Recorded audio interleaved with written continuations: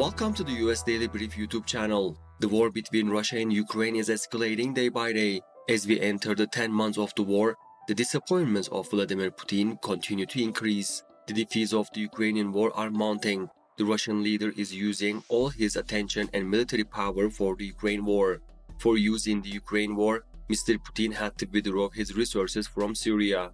With the easing of the Kremlin's current situation in Syria, Syria continues to be subjected to heavy bombardments. It seems that Vladimir Putin is losing his position not only in the face of Ukraine, but also in world politics. With the weakening of Russia's presence in Syria, Israel comes to fore in the region day by day. Israel continues its airstrikes without slowing down.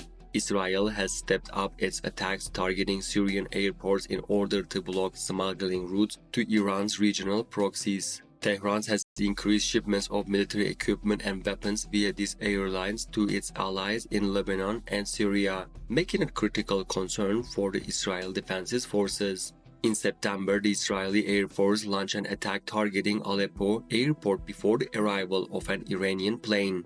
The IAF damaged equipment at the airport during the strike.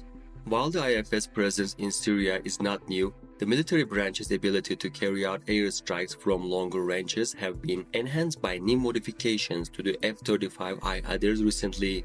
This summer, Israeli media outlets claimed that its fleet of world-class warplanes is now capable of reaching targets inside Iran without the need for aerial refueling. This achievement builds on Israel's already top multi-role fighter. As Israel strengthens its fighting capability with each passing day, Iran and Syria are the most affected by the situation.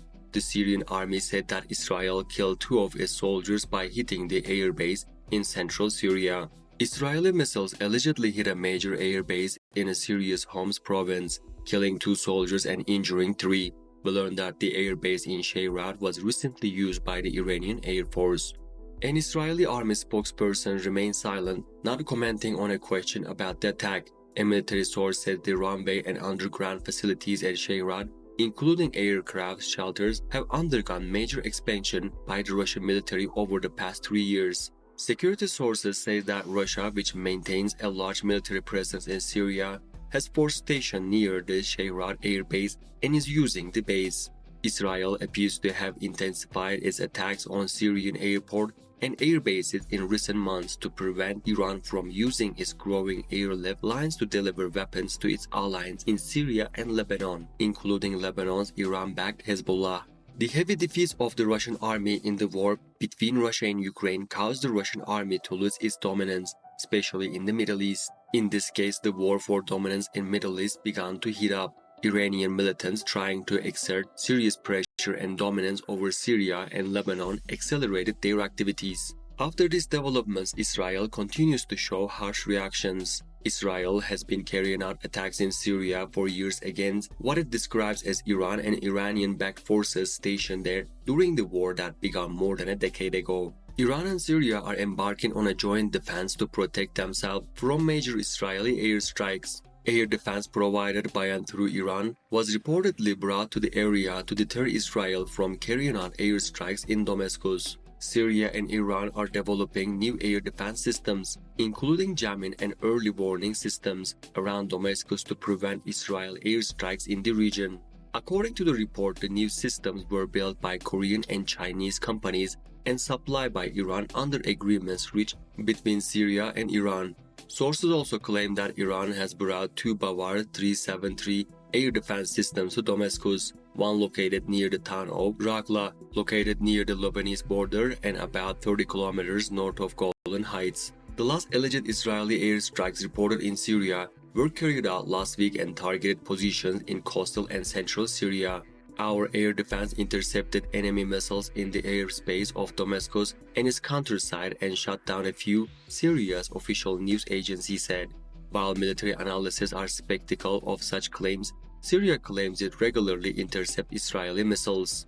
It was stated that the attack, which was carried out at around 12:45 a.m. in the morning, targeted the Damascus airport and some points south of Damascus from the northeast of Lake Tiberia. As a rule, the Israeli military does not comment on specific attacks in Syria, but has acknowledged that it has organized hundreds of sorties against Iranian-backed groups trying to gain foothold in the country. He says he also attacked arms shipments believed to be affiliated with these groups, especially Lebanese Hezbollah. We learned that the Israeli army, Hezbollah, and other Iranian-backed militants in Syria have started to withdraw from the region after a series of airstrikes attributed to Israel in recent weeks. Israel continues to carry out serious attacks against both Iran and Syria. Events in the Middle East are getting hotter day by day. Would these events have happened again if Russia had not had to reduce its military and political presence in Syria? We wonder about that. But Vladimir Putin's nightmare does not seem to be over. It is almost impossible for Putin to intervene in these events in the Middle East, as the Ukrainian attacks drag the Russian leader into a stalemate. Vladimir Putin's missiles and drones are running out to fight in Ukraine. The Ukraine war is turning into a missile war. The Russian missiles frequently fall on Ukrainian soils, making life miserable for Ukrainian civilians. Until last week, the Russian military has carried out more than 3 major missile and drone strikes against Ukraine, after sustained humiliation losses of ground on the battlefield all over Ukraine. Moscow is increasingly turning to long-range attacks with the aim of harming Ukraine. Despite the Kremlin's claims to the contrary, Russian missile and drone strikes are not characterized by their certainty. As a result, Ukrainian civilians and infrastructure are paying a heavy high price for Russian President Vladimir Putin's war. However, the Russian army is running out of missiles and drones to attack Ukraine. The Russian military also uses long-range fire for psychological effects, targeting medical facilities, playgrounds, and shopping malls. Russia has almost exhausted its current stock but will likely seek resupply. US and Western sanctions severely limited the ability of Russian defense and aerospace industries to replenish the Russian military's dwindling missile stocks. Reports indicate that Russian missiles, particularly the hypersonic Kinzhal arsenal, carry a surprising amount of Western technologies. Due to the sanctions imposed by the West, Russia has difficulties in accessing many technological data. In the light of all this, it is possible to say the following: Russia will continue to experience a constant loss of power and authority in the coming days after the war. Vladimir Putin, whose authority has been shaken by the defeats he has received and who has lost his privilege in world politics, will have difficulty deploying soldiers and ammunition on Syrian territory again. With the decrease of Russia's influence in Syria, Israel will start to become a giant in the region.